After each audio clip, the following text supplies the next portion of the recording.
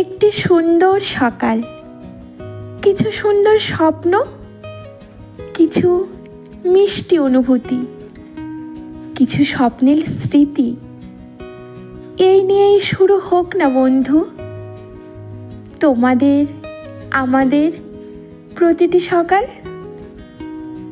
Hello everyone, good morning. কেমন আছো তোমরা সবাই? আশা করছি তোমরা প্রত্যেকে খুব ভালো আছো, সুস্থ আছো। আর আমি তোমাদের ভালোবাসায়, পরমেশ্বরের আশীর্বাদে খুব ভালো আছি। ঘড়ির কাঁটায় এখন বেজে চলেছে ওই 8টার মতো, আর আমি ঘুম থেকে উঠে পড়েছি 8টা মানে কিন্তু অনেকটাই আজ লেট করে ঘুম থেকে উঠেছি, কারণ গোলুর আজকে স্কুল বন্ধ ছিল, ও স্কুলে যাবে না, আর অফিসও বন্ধ, তাই আমি একটু দেরি করে ঘুম থেকে উঠেছি। আর ঘুম থেকে উঠে আগের দিনের বেশ অনেকটা জামা কাপড় ছিল, সেই সমস্ত জামা কাপড়গুলো ভাঁজ করে রেখে দিলাম জায়গার জিনিস জায়গাতে। আর আজকে না ব্যস্ত তো অবশ্যই, কিন্তু খুব বেশি কাজ করতে হবে না জানো তো বন্ধু। আজকে না একটা জায়গায় ঘুরতে যাব। হুট করে সকাল সকাল প্ল্যান হলো যে একটু যাওয়া যাক, বেরোনো যাক, যেহেতু ছুটির দিন, তাই বাড়ির সমস্ত কাজ তাড়াতাড়ি সেরে নিয়ে বেরোবো। তো দেখো জামা কাপড় গুছিয়ে আমি ছাদ বাগানে এসেছি। আর ছাদ বাগানে এসে তো প্রত্যেক দিন এত মন ভালো হয়ে যায়। এই যে নিজের হাতে যত্ন করে রাখা ছোট ছোট ছানাপোনাদের যে আমি বড় করেছি, আর তারা যে ফুল দিয়ে আমাকে এত পরিমাণে আনন্দ দেয় বন্ধু, সেটার অনুভূতি অনেক বিশাল জানো তো, বলে যেন বোঝানোই যাবে না। আর যারা গাছপ্রেমী মানুষ তারা তো এটা খুব ভালোভাবে বোঝে। তো অনেক ফুল ফুটেছে, সেই ফুলগুলোকে সব তুলে নিলাম। দেখো না সাজিটা ভর্তি হয়ে গেছে। আর এই যে লঙ্কাটা দেখছো, আগের দিন রাত্রিরে না লঙ্কাটা আমি তুলেছিলাম গাছে জল দিতে এসে, নিয়ে যাব ভুলে গেছি। তো সকালে উঠে দেখে হুট করে মনে পড়লো, আর নিজের মাথায় নিজেই একটা মেরে দিলাম জানো তো, যে মনটা থাকে কোন দিকে সব কিছুই ভুলে যায়। তো দেখো ফুল তুলে তারপর আবার অন্য কাজ করব। চলো ফুলগুলো তুলে নিই।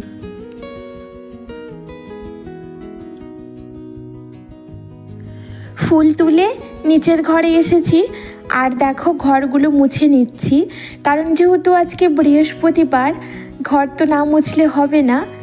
তো ঘর মুছে ঝাড়ু দিয়ে নিয়েছি আগে, আর পুজোও দিতে হবে। পুজো দিতে কিন্তু বেশ অনেকটা সময় লাগবে, যেহেতু লক্ষ্মীবার তোমরা তো জানোই যে মা লক্ষ্মীর ঘর পাল্টাতে হয়, পাঁচালি পড়তে হয়, অনেকটা সময় লেগে যায় পুজো দিতে। তো দেখো সুন্দর করে ঘরগুলো মুছে নিচ্ছি।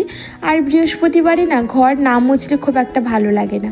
আমি কিন্তু আগের দিনই ঘরগুলো মুছে রাখি, কিন্তু কোনো একটা কারণে আমি একটু বাজারের দিকে বেরিয়েছিলাম, সেই কারণে না ঘরগুলো পুরোটা মুছে উঠতে পারিনি জানো তো। নিচের ফ্লোরটাকে মুছেছি, আর ওপরের ফ্লোরটা পুরোটাই বাকি ছিল, তো সেই জন্য এখন মুছে নিলাম। নইলে না আগের দিন মুছে রাখলে আমার চাপটা অনেকটা কম হয়। তো যাকে আজকে তো রান্নাবাড়ির খুব একটা ঝামেলা নেই, যেহেতু বেরোবো, আর কোথায় বেরোবো সেটা তো অবশ্যই তোমাদেরকে বলবো। তো দেখো ঘর মোছা কমপ্লিট হয়ে গেছে, আর ঘরটার মুছে না আমি একটু ক্লান্ত হয়ে পড়েছি। আর চিয়া বীজ ভিজিয়ে রেখেছিলাম, তাই চিয়া বীজটা একটু বসে বসে খেয়ে নিলাম জানো তো। আর সঙ্গে দুটো নাইটি ছিল, সেই নাইটি দুটোকেও কেচে দিয়েছি। কেচে দিয়ে তারপরে বসেছি একটু পাখাটা চালিয়ে। এবার চিয়া বীজ ভেজানো জল খেয়ে সোজা স্নানে গিয়েছিলাম।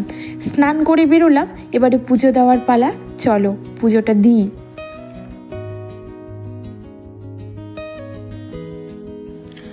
এখন পুজোর সব জোগাড় যন্ত্র করে নিচ্ছি। আর বৃহস্পতিবারেতে একটু পুজোর জোগাড় করতে দেরি হয়, তো প্রথমে সমস্ত ফুলগুলোকে ভালো করে ধুয়ে নিলাম, তুলসীপত্র, দূর্বা সব কিছু ধুয়ে নিয়েছি। তারপরে দেখো ঘটে সিঁদুর দিয়ে স্বস্তিক চিহ্ন এঁকে নেব, আর থালা গ্লাসগুলোর প্রসাদের সব সাজিয়ে নিয়ে আমি প্রসাদটাও দিয়ে দেব, দিয়ে সমস্ত কিছু রেডি করার পর একে একে পুজো দেব। এতে না আমার খুব সুবিধা হয়। আর জানো তো বন্ধু, একটা কথা বলতে খুব ইচ্ছে করছে আজ। আমি যে এই যে পুজো দিই, আমার প্রথম পুজো দেওয়া, আমার নিজের সংসারে প্রথম পুজো দেওয়া জানো তো লক্ষ্মী ঠাকুর দিয়েই আমি শুরু করেছি।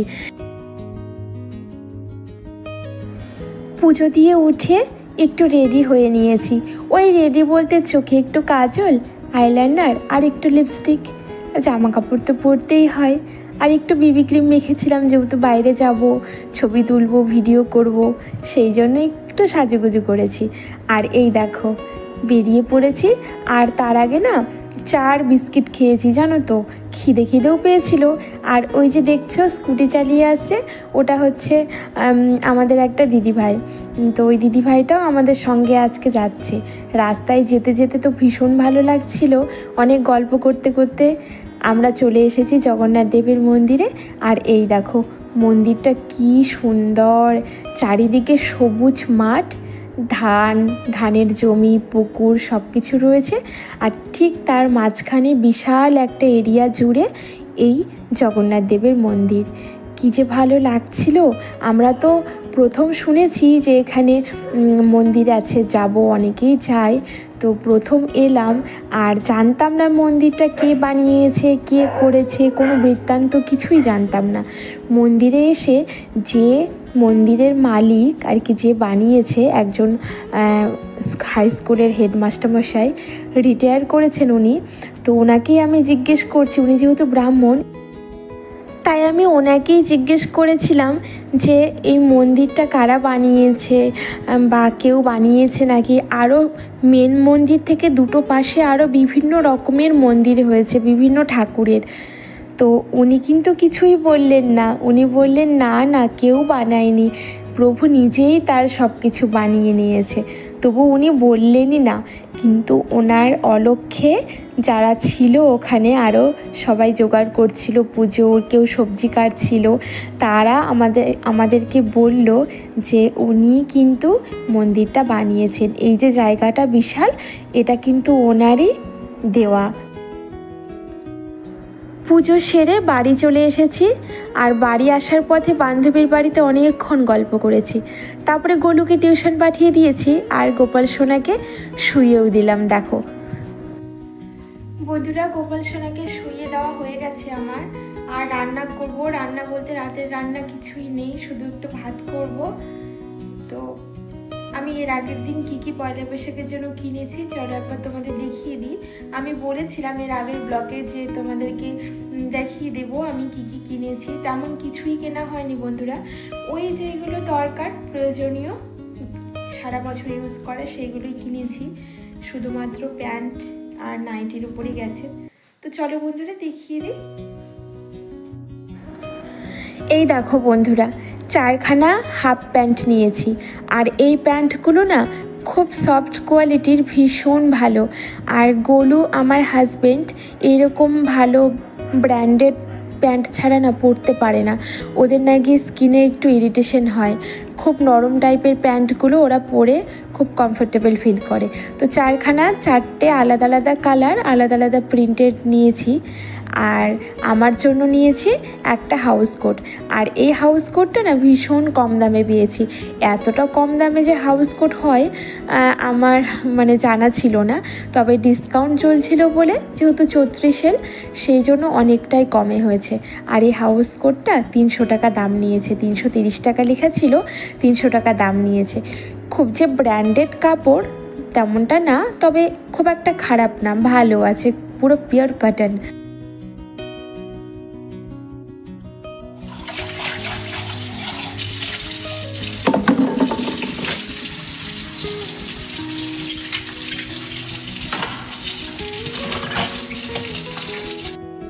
অনেকগুলো বাসন পড়েছিল, সমস্ত বাসন মেজে ধুয়ে এবারে দেখো গামলার মধ্যে উপর দিয়ে দিলাম। তাহলে জলটা ঝরে যাবে। আর খাওয়া দাওয়ার শেষে বাসনগুলোকে সুন্দর করে গুছিয়ে রাখবো। আর রাতের বাসনগুলো আবার উপর দিয়ে দেব। আর এইবারে দেখো ভাত বসিয়ে দিচ্ছি। দুপুরবেলা যেহেতু ঠিকঠাক মতন খাওয়া হয়নি, আর আমরা মন্দির থেকে আসার পথে নিরামিষ হোটেলে নিরামিষ ভাত খেয়েছিলাম।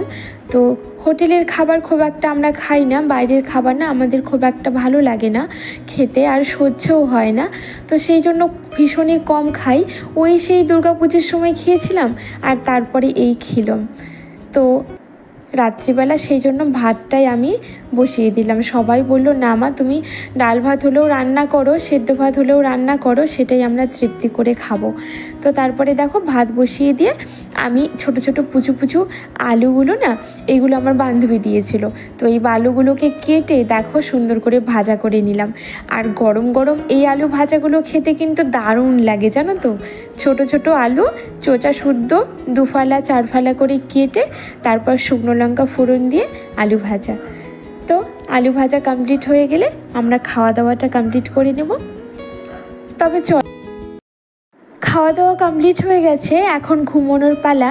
তার আগে তোমাদের একটা কার্ড দেখিয়ে দিই।